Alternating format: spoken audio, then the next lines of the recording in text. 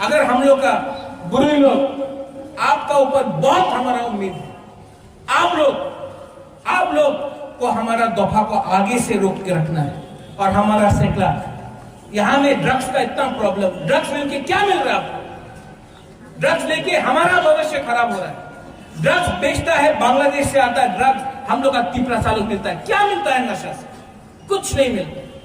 अगर आपको भविष्य के लिए फाइट करना है तो नशा में फाइट नहीं करो, जोश में फिट होके फाइट करो।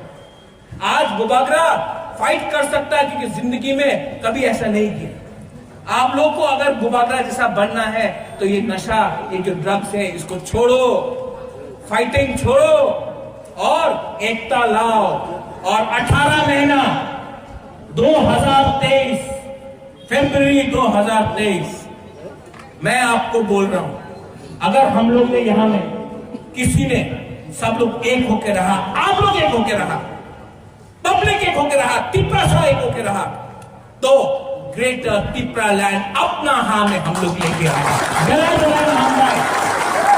यहां में जो हमारा काउंसिल का मेंबर है, ये बिल आज तक ऐसा बिल आईपीएफटी 3.5 साल से असेंबली में बैठा था, चुप रहा।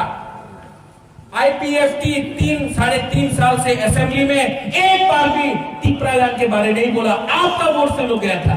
हम लोग 2 महीने के अंदर काउंसिल में पहला मीटिंग में ग्रेटर तिपरा लैंड का बिल पास हो गया।